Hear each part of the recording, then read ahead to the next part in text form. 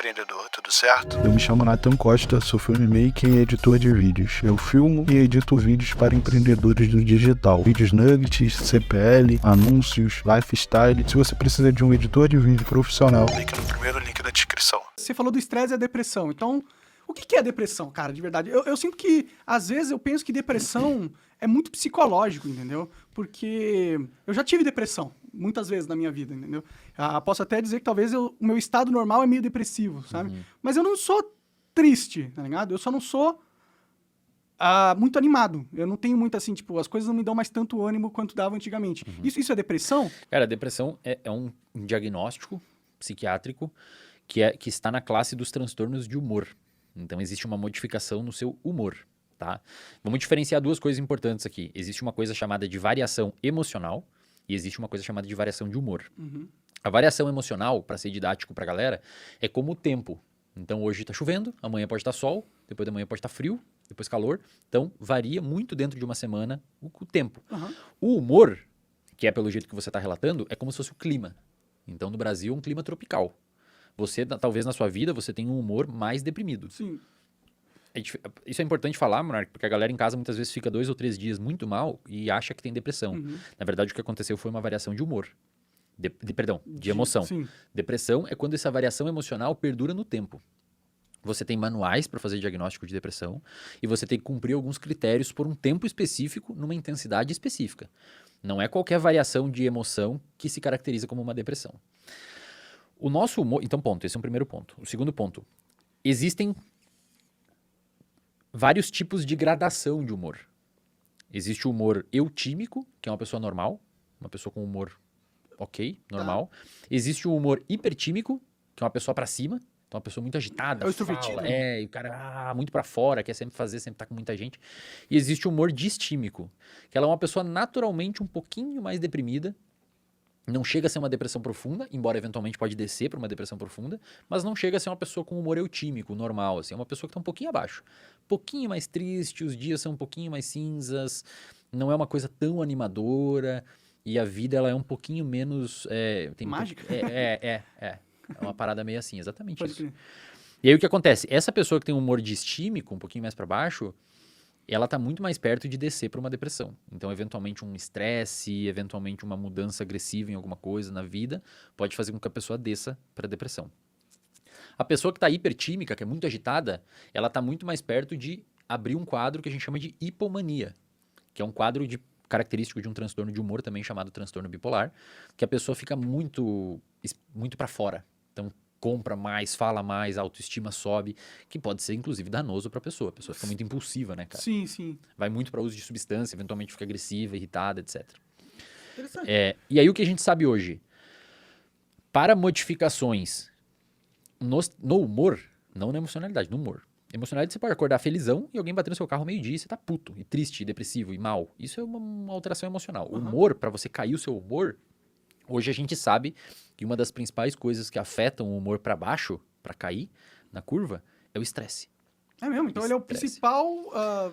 Hoje é um dos principais fatores de risco para a depressão, cara. Entendi. Muita gente não sabe disso. Mas o estresse, principalmente o crônico, quando você fica muito tempo estressado e você não tem maneiras de manejar esse estresse com uma rede de apoio, isto é, pessoas que gostam de você e estão ali para te ajudar, com algum tipo de hábito saudável, como exercício físico, sono em dia, etc.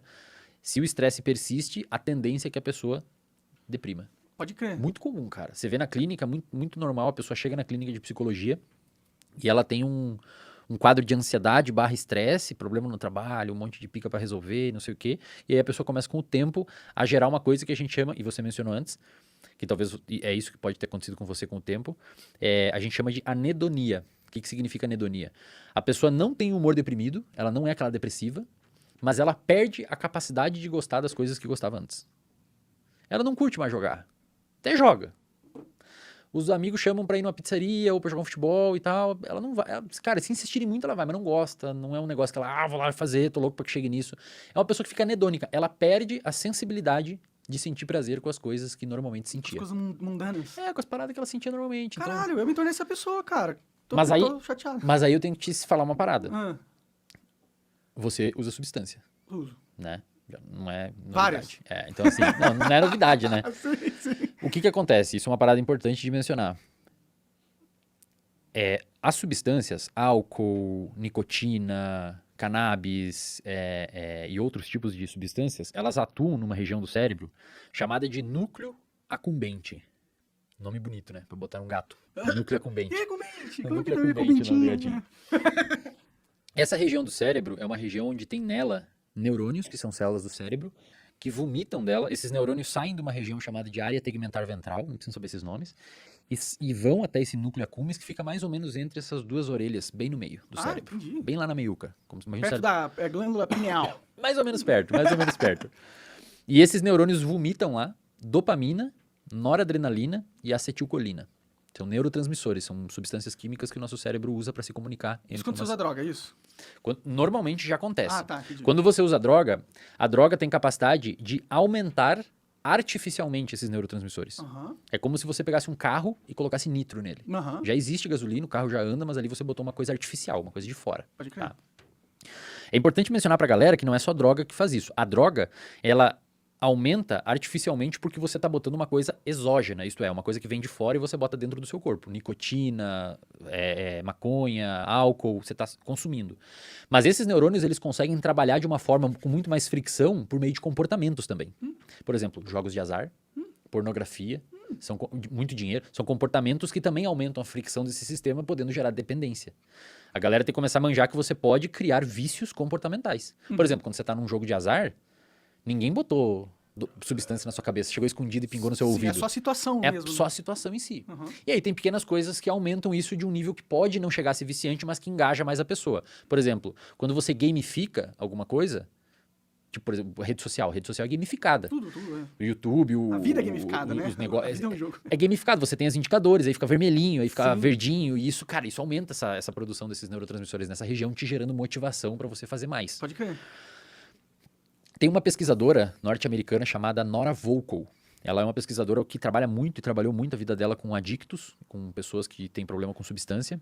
E essa pesquisadora estudou o cérebro dessa galera por meio de ressonância magnética funcional, exame de neuroimagem, e ela queria ver como que funcionavam esses circuitos em pessoas que usam substância.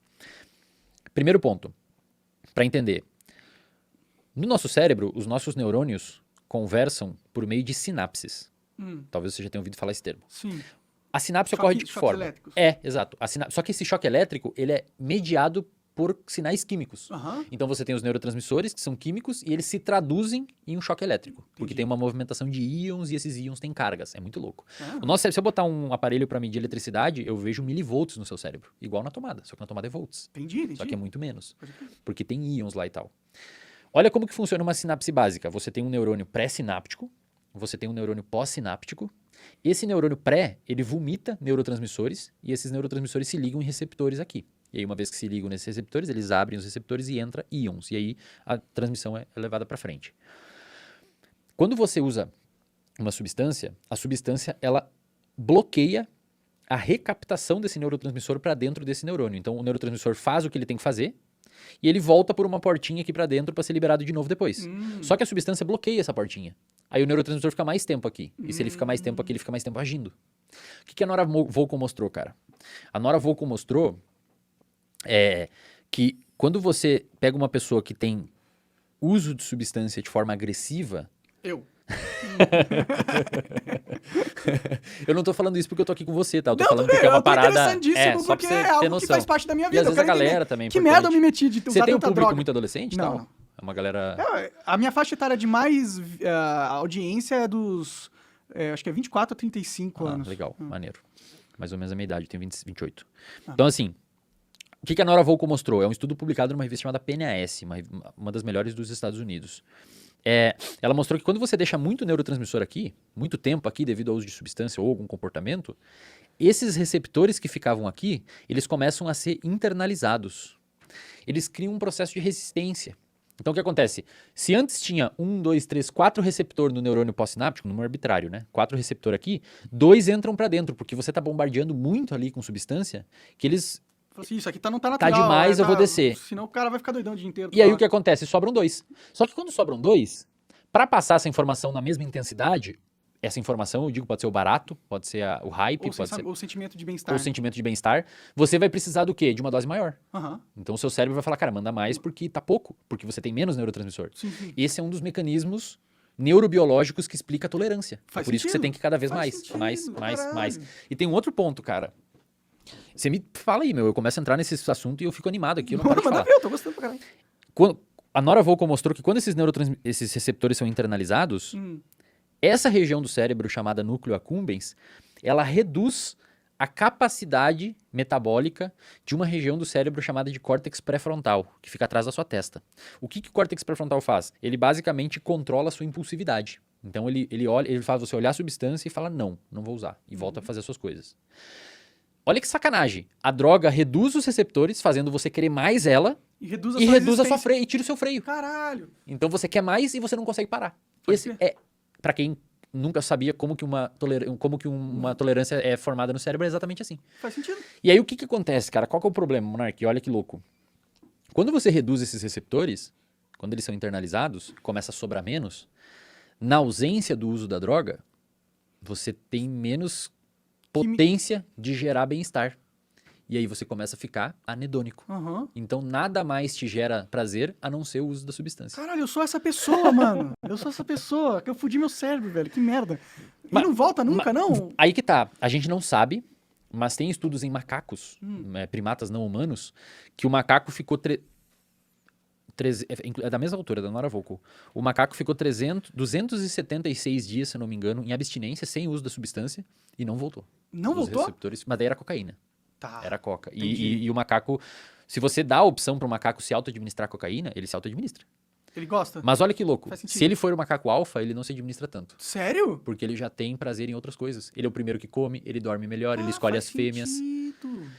Então isso abre um leque pra gente pensar que quando você tem enriquecimentos no ambiente, então você tem uma boa rede de apoio, você tem bons amigos, tem um bom trabalho, você tem, sei lá, velho, você tem coisas que você gosta, você tem parques, você vai à academia, você tem um enriquecimento que a gente chama de ambiental. É uma boa vida, né? O ambiente é rico em estímulos, Sim. a tendência é que a droga não seja tão interessante. Pode crer. Os macacos a gente vê isso. O macaco que você pega um macaco num zoológico ou num ambiente natural, os macacos, os primatas não humanos em geral, formam uma hierarquia muito perfeita. Tem o alfa, tem o 2, tem o 3, tem o 4, tem o 5, até o 30. Pode Vai crer, indo. sim. E cara, Não, o mas os 27, humanos, a gente o faz 27 manda no 28 e nos outros, mas não no 26. Claro que eles trocam, às vezes o 27 surra o 16 e Sim. vira o 15. E É. assim vai indo, tá ligado? Quando você dá pra essa galera, ó, vocês têm opção. E aí, óbvio, o macaco alfa é o primeiro a comer, ele escolhe as fêmeas, ele come, bota um monte de comida, ele come, o resto come o que sobrar. E ele que é o líder e escolhe onde sim, vai sim, dormir, não dorme na chuva e tal. Quando você oferece a opção deles se auto-administrarem cocaína, o macaco alfa é o que menos tem interesse. Porque ele meio que já tem, né, cara? Faz sentido, faz sentido. E olha que pra caralho. louco. Agora a parte que é mais interessante. Hum. Quando você olha o cérebro desse macaco alfa, ele tem mais desses receptores. Ou seja, pra ele, É mais fácil ficar no bem-estar também. exato. Caralho, que Então merda. qualquer coisa é bom pra ele. Ele não precisa da droga. Porra, eu nasci um beta então, velho. Mas, cara, você entende o poder desses estudos, Monark? Aham, Eles aham. explicam muita coisa legal, Sim, cara. sim. Porque o que você vê que a pessoa que começa a usar muita substância? Ela começa a perder o interesse nas paradas, cara. É verdade. Assim, não é muita coisa Pra que antes era eu vou ir no legal. jantar de família se eu posso só... Imagina qual é a graça de ir numa academia pro cara que usa uma droga muito pesada. Não tem graça nenhuma, Porra, é velho. monótono, O né? jantar em família não tem graça, os amigos perdem a graça, aí a pessoa começa a ter prejuízo social e Sim, tal. sim. Então, e o oposto O também que é... aumenta a chance dele querer mais droga, porque Exato. ele não tá numa condições onde ele tem uma situação onde esses neurotransmissores são produzidos naturalmente. E, cara, e esses estudos neurocientíficos podem ser utilizados para embasar políticas públicas. Por exemplo, tem alguns estudos mostrando que quando você consegue colocar academias públicas em bairros de periferia, você tende a ter uma pequena diminuição da... Claro que a gente não pode associar que é causal, mas uma pequena diminuição da violência desse lugar. Não, faz sentido. O cara tá jogando o estresse dele no exercício É um físico. enriquecimento ambiental, cara. Pode crer. Você dá mais opções, saca? Aí vai ter pessoas falando assim, pô, mas como é que tem filhos de rico que usam droga? Mas aí existem outros fatores. Às vezes a droga é valorizada no contexto onde Sim, ele e tá. outra, só porque o cara é filho de rico não quer dizer que ele tem uma vida boa. né? Exato. Perfeito. Às vezes os pais estão atarefados que não estão nem aí pro cara. Sim, sacou? Então eu acho muito foda, cara, porque quando você vê, o estudo em humanos mostra que quem usa muita substância reduz esses receptores, gerando uma tolerância e uma busca cada vez mais por prazer. E quando você olha em macacos, aquele macaco que precisa de menos substância, que quer menos substância, ele tem mais receptores. A conclusão geral disso, que a gente pode tirar, é Tente obter o máximo possível de prazer de coisas simples Naturalmente. pra você tentar não deixar o seu cérebro muito exigente. Pode Porque crer. senão você bota num lugar e aí entra outros problemas, cara. Vou dar um exemplo pra você. Hoje na clínica, Monark, é uma inundação de problema com pornografia, velho.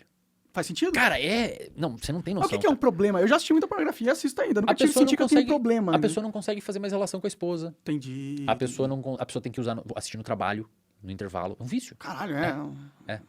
Tem algumas pessoas que até têm lesões penianas por conta de Bater punheta Bater pra caralho. punheta pra caralho. Friccionou o negócio. Exato, era um cara. flash. Vai fazer fogo, o cara faz fogo, tá ligado? Fazendo fogo no lugar errado. Às vezes com a esposa vai lá na... E aí no o que trabalho. acontece? A pessoa começa a ter prejuízo. E Aham. quando você vai olhar a neurobiologia do cérebro, o que tá acontecendo? Ele tá jogando tanto estímulo agressivo que aqueles receptores provavelmente estão diminuindo. E agora coisas que antes geravam prazer pra ele não geram mais. Não geram mais. Pô, o cara olha um pornô. 5, 6 mina. Fazendo umas Maravilhosa. paradas mais Maravilhosa. Sem pelo nenhum. Tudo lisinho. Daí tem o jogo de edição. Uhum. Aí ele olha pro lado, a namoradinha dele no sofá ali, meu. absurdas. Vou só bater um punheta, foda-se. Mais rápido, mais simples. Então você joga o cérebro pra um contexto muito complicado. E aí, voltando lá no início da nossa conversa, lembra da neuroplasticidade, a mudança do cérebro? O seu cérebro vai mudando pra aquele lugar, cara. Vai acostumando Vai com esse acostumando estado. com aquilo. Caralho, E olha que louco. isso é triste, mano. A área, isso é um núcleo accumbente. Então, o seu cérebro, o núcleo accumbente é uma região do estriado do seu cérebro. O estriado é como se fosse, imagina um negócio como se fosse uma meia-lua, assim, ó. Tá lá no meio do seu cérebro. O núcleo accumbente, que é a região que dá prazer, é aqui. No lado dele, que a gente chama de estriado dorsal, o estriado dorsal é a região envolvida com formação de hábitos. Então, conforme você começa a estimular aqui, via neuroplasticidade, esses neurônios aqui, eles começam a dorsalizar para cá e você começa a criar um hábito. Aí você fica viciado nas paradas. E olha que louco, exatamente isso. E olha que louco, na neurociência, Monark, no cérebro, vício é um hábito. É a mesma coisa. Um vício é um hábito. Pode crer, pode crer. No nosso cérebro é a mesma coisa, não tem diferença. Não tem, faz sentido. Hábito é um comportamento automático que você faz bom Aham. e vício é um comportamento automático que você faz ruim.